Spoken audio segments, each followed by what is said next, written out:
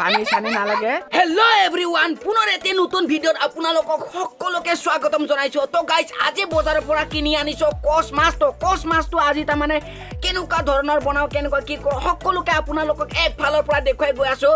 তো বিভিন্ন জায়গাত মানে বিভিন্ন ধৰণৰ বনাই, তো আমাৰ ঘৰত কেনে ধৰণৰ বনাই কেনে খাম আমি আপোনালোকক একফালৰ পৰা ষ্টেপ বাই ষ্টেপ দেখুৱাই গৈ আছো।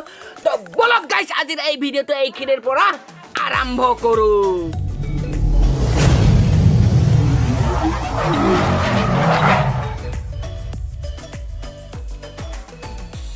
তো এতিয়া বৰ্তমান সকলো একফালৰ পৰা ষ্টেপ বাই ষ্টেপ বনাবলৈ গৈ আছো। তো আজি বৰ্তমান আমি তাৰমানে কি কয় গেছত নবনাওঁ, গেছ তাৰমানে একেবাৰে খতম হৈ গৈছে। এয়া চাওক গাইজ, একেবাৰে লাহেকৈ উদাম পথাৰ হৈ গৈছে। তাৰমানে চিলিণ্ডাৰটো ইয়াতে বঢ়িয়াকৈ খালী চিলিণ্ডাৰ পৰি আছে।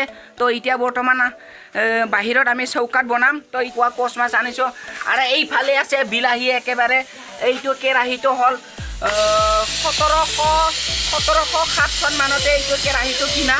অকণমান এয়া চাওক গাইছ, একেবাৰে ইফালে আপোনালোকে দেখিবলৈ পাইছে ইফালে কেৰাহীটো ভাঙি গৈছে, তথাপি বঢ়িয়াকৈ চলি আছে। কথাতে আছে নহয়, অল্ড ইজ গল্ড। আৰু ইফালে এয়া চাওক গাইছ, খৰিত বঢ়িয়াকৈ কুকাৰত মানে ভাতখিনি হৈ আছে। আৰু ভাত হোৱাৰ পিছত মানে মাছটো বনাম। তো কেনেকুৱা কি ধৰণে বনাওঁ আপোনালোকক সকলোকে দেখুৱাই দি আছোঁ। এইফালে চাওক গাইছ, আমাৰ ডাউকি এলাব এতিয়া বৰ্তমান বাচন ধুই আছে। যোনখিনি জেগাত আমি থাকোঁ এইখিনি জেগাত তাৰমানে পানী চানী নাই, সেইটোৰ কাৰণে একেবাৰে অলপ পানীৰে ধুনীয়াকৈ বাচনবিলাক ধুই আছে। খোলা খোলা হৈ আছে, খোলা খোলা হৈ আছে। এইটো কি খোলা খোলা? চাই নেকি? হাণ্ড্ৰেড চাই বঢ়িয়া বঢ়িয়া। তো গাইছ, এতিয়া বৰ্তমান আমি সম্পূৰ্ণভাৱে বনাবৰ কাৰণে ৰেডি। এয়া বিলাহী আছে তোমাৰ 5টা, আৰু ইপিনে আছে আদা এটুকুৰ, আৰু লগতে আছে নেহুৰ, ইপিনে আছে পিঁয়াজ, আৰু এয়া হ'ল কচ মাছ। কচ মাছত অকণমান মিঠাতেল ঢালি দিলে, তাৰপিছতে নিমখ অলপমান দিলে, আৰু অকণমান ৰং গুড়া দিলে। তাৰপিছতে এইখিনি গোটেই দিয়াৰ পিছত অকণমান মানে ধুনীয়াকৈ সানি দিব লাগিব। তাৰপিছতে ইপিনে আছে নিমখ, ইপিনে আছে ধুনীয়াকৈ গুড়া মছলা, ইফালে মিঠাতেল আছে, ইফালে ৰং গুড়া আছে, আৰু ইফালে বঢ়িয়াকৈ জুইত কেৰাহীটো বহাই থৈ দিছোঁ। আৰু সেইখিনিমান তেল লাগে সেইখিনিমান দি লৈছোঁ। এতিয়া বৰ্তমান ধুনীয়াকৈ মাছটো মিহলাই কেনে ইয়াতে ভাজি ল'ব লাগিব। তো এয়া গাইছ, মাছটো ধুনীয়াকৈ ভাজি দিলে, বঢ়িয়া। এয়া চাওক গাইছ, কচ মাছ ভাজাৰ ওচৰত বেছি থাকিব নোৱাৰা, মানে থাপ থাপ কৰি ফাটি একেবাৰে চিটকি যায়। এয়া তো দোস্ত, এতিয়া বৰ্তমান মোক এটা কাম দিছে। এটা কাম মানে এইটো হ'ল মানে মছলা বটা আদা নেহৰ এইটো ধুনীয়াকৈ বটি দিব লাগে। তো এতিয়া তাৰমানে আমাৰ আদা নেহৰ জলকীয়া সেইগিলা বটিবৰ কাৰণে মেক্সিও নাই, মেখলাও নাই। এতিয়া আমাৰ তাতে আছে এটা গিলাচ, সেই গিলাচটোৰ লগত আৰু এটা আছে লোহাৰ টুকুৰা, সেই লোহাৰ টুকুৰাৰ লগত ধুনীয়াকৈ খুন্দি দিম। এয়া তো গাইছ, এয়া হ'ল গিলাচ, আৰু এইটো হ'ল এটা লোহাৰ দান্ধি। তো বঢ়িয়াকৈ মছলাটো খুন্দিব।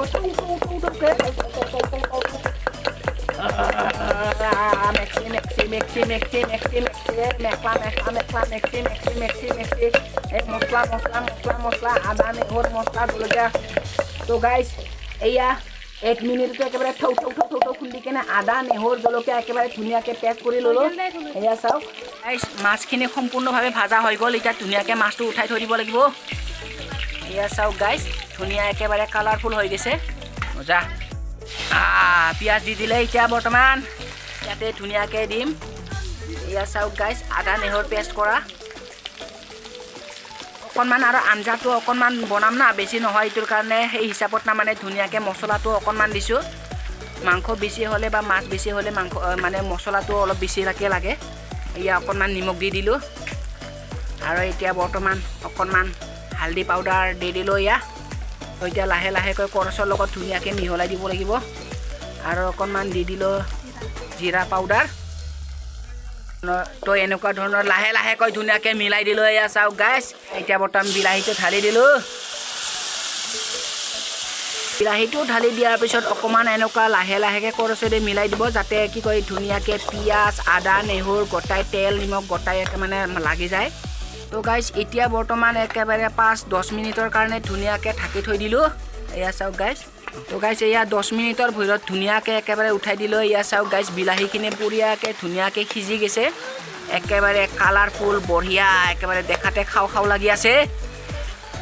তো গাইছ, এতিয়া বৰ্তমান বিলাহীত অকণমান মানে পানী ঢালি দিলোঁ, ঝলঝলীয়া মলমলীয়া কৰি। এয়া চাওক গাইছ, ধুনীয়াকৈ পানীখিনি ঢালি দিলোঁ ইয়াতে।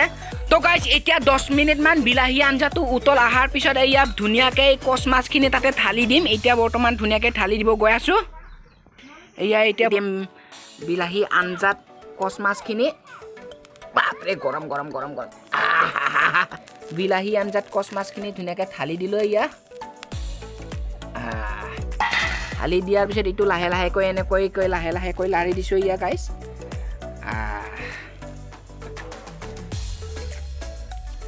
তো মাছখিনি বিলাহী আঞ্জাত ঢালি দিয়াৰ পিছত আকৌ অকণমান উতলিবৰ কাৰণে এয়া ধুনীয়াকৈ ঢাকি থৈ দিছোঁ আকৌ অলপমান ধুনীয়াকৈ উতলা হওক এতিয়া বৰ্তমান বিলাহী আৰু মাছ আঞ্জাটো পূৰা সম্পূৰ্ণভাৱে হৈ গ'ল এতিয়া ইয়াৰ পৰা উঠাই ল'ব লাগে আৰু ধুনীয়াকৈ খাব লাগে এই আঞ্জা হৈ গ'ল বিলাহী আৰু মাছ আঞ্জাটো হোৱাৰ পিছত ভাত খাব ওলাইছিলোঁ এতিয়া বৰ্তমান বোলে একেবাৰে ঘৰত পানী নাই বোলে তো সেইটোৰ কাৰণে তাৰমানে কি কয় পানী চানী নাই কাৰণে ভাত খোৱা হোৱাৰ পিছত তাৰমানে কাঁহী কিহেদি ধুম সেইটোৰ কাৰণে এতিয়া বৰ্তমান আমি কি কৰিব গৈ আছোঁ তাৰমানে কলপাত কাটিব গৈ আছোঁ তো আজিৰ ভাত দুপৰীয়াৰ সাজখিনি মানে কলপাতত খাম তো গাইজ এতিয়া বৰ্তমান একেবাৰে ধুনীয়াকৈ কলপাত কাটিব গৈ আছোঁ এয়া হ'ল কলগাছ তো আও কেমেৰামেন আও তো কলপাতটো এতিয়া লগ নাপাম এইখিনিৰ পৰা অকণমান লটি আমাৰ লগত এয়া গাইজ উপায় নাই কলপাতখিনিও কাটিব বেয়া লাগিছে হ'লেও উপায় নাই তাৰমানে কাঁহী চাহী ধুবৰ কাৰণে একেবাৰে পানীয়ে নাই সেই গতিকে এতিয়া তাৰমানে কলপাত কাটি লৈ যাম কলপাতত ধুনীয়াকৈ ভাত খাম এই জয় বজৰং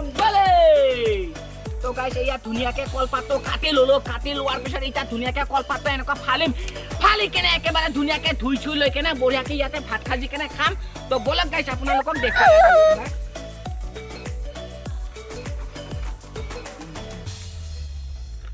কলপাতটো সম্পূৰ্ণভাৱে কাটা হৈ গ'ল এতিয়া বৰ্তমান ধুনীয়াকৈ এইখিনি অকণমান ধুই ল'ব লাগিব তো গাইজ এতিয়া বৰ্তমান এয়া চাওক গাইজ ভাতখিনি ধুনীয়াকৈ কলপাতত সাজি ল'লোঁ এয়া হ'ল বিলাহী আৰু কচ মাছৰ আঞ্জা এতিয়া ধুনীয়াকৈ একেবাৰে ঘপ ঘপ মক কৰি খাব লাগে তো গাইজ এয়া বৰ্তমান একেবাৰে ধুনীয়াকৈ আঞ্জা চাঞ্জা সানি ল'লোঁ মাছ বিলাহী কচ মাছ আৰু ভাত তো ধুনু কেনে লাগিছে আজি অলপমান টেষ্টি কৰি চোৱা একবাৰ টেষ্টি কৰিছা কেনে মজা না মই টেষ্টি কৰি আছোঁ এতিয়া বৰ্তমান বিলাহী আৰু কচ মাছৰ আঞ্জা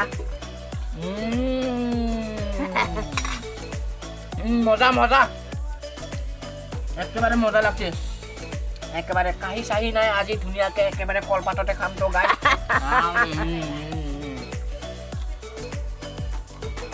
কলপাত চেলকি আছে মজা ভালকে